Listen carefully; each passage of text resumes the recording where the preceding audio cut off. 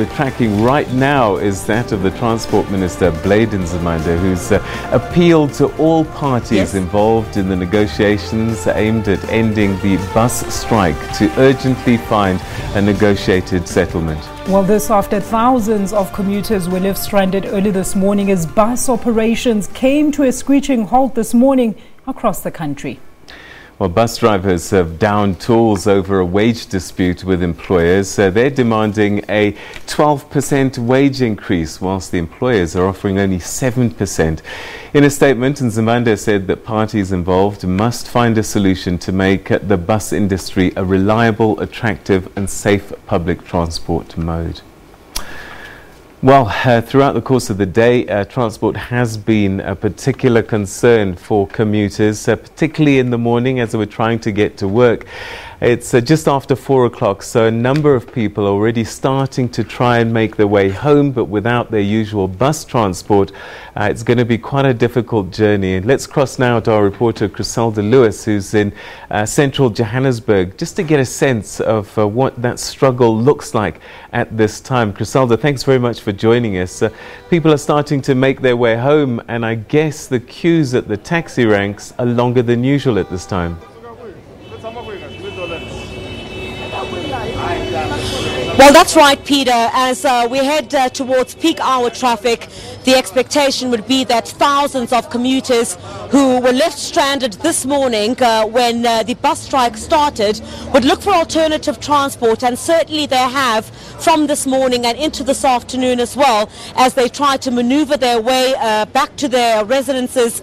And many of them are saying that here in the Johannesburg CBD, as you can see this snaking line here behind me, those who would otherwise get on the buses would now have to find alternative transport, including some of the taxis here. And you'd know that some of the biggest taxis, the taxi ranks, are here in the Johannesburg CBD. I will try to see if I can't move towards this particular direction, as you'd understand, Peter, that the line itself is moving quite fast here, and see if I can speak to some of the passengers that had been affected by this. I think some of them have managed to get on some of these taxis already, but as the stalemate itself continues, these commuters are saying they've been left extremely stranded, and the monies that they have used to get their bus tags paid up, now they have to fork out extra money in order for them to get on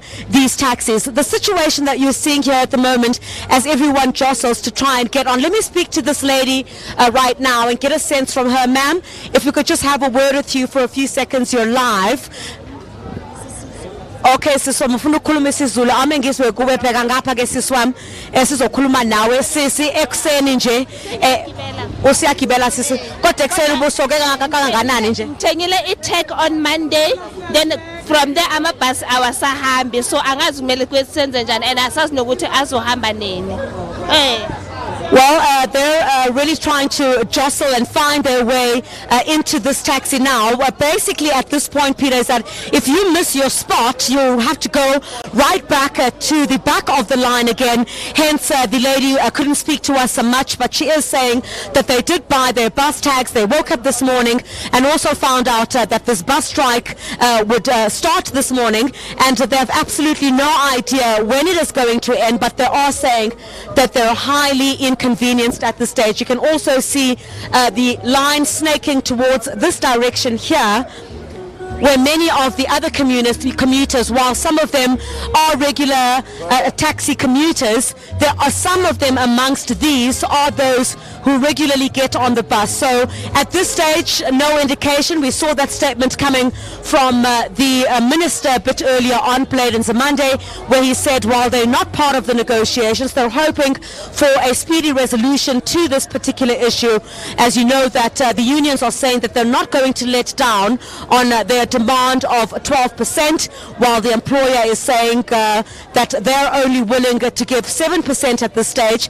But the bus drivers themselves are saying that is not a living wage. They're struggling to put food on the table, and until the employer is willing to come to the party, these are the kinds of queues that you will continue to see around the country. Chriselda, I guess, you know, it's only 10 past 4 at the moment. A lot of people finish work at 5. So that which we're seeing now probably is only going to get worse in the next hour or so. Well, that's right, Peter, and I think in particular because you have a majority, 70% of the population of this country that is reliant on public transport, and when you have, for example, whether it's the taxi industry or the bus service that's not operating, you start to see scenes such as this, and we're expecting it to get much worse. These are probably the workers who leave their workplaces at about 4 o'clock or shortly after 3, but towards 5 and 6 o'clock we're expecting it to be extremely packed here in the Johannesburg CBD, as those people who usually get on the bus service would try to find the taxi routes that are going to be able to take them home. But at this stage, I mean, the clear indication also is that you've got a lot of people who will start pushing and wanting to get on the first taxi that they see, because it's going to take them much longer now, Peter, to get to their respective destinations, because the taxis are the only ones that will be faring these commuters from here, apart from those, of course, who have bought tickets for the train service. But you would know that majority of the people who are headed towards the Johannesburg CBD usually use the taxi service and the bus service as well. You'd know that Patco is one of those that has been affected as well, and that carries the majority of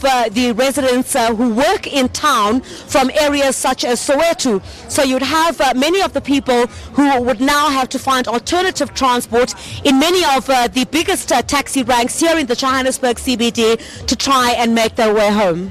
All right, Chriselda, that's where we'll leave it for the time being. Hopefully we'll cross back to a little bit later on, but the queue's already starting to snake quite far back, and it's only, as I said, just 12 minutes past 4. Those queues will probably get longer, and it's also, the temperatures are going to start dropping, so the amount of anger and distress is probably only going to start rising as we get closer and closer to 5 at 6 o'clock.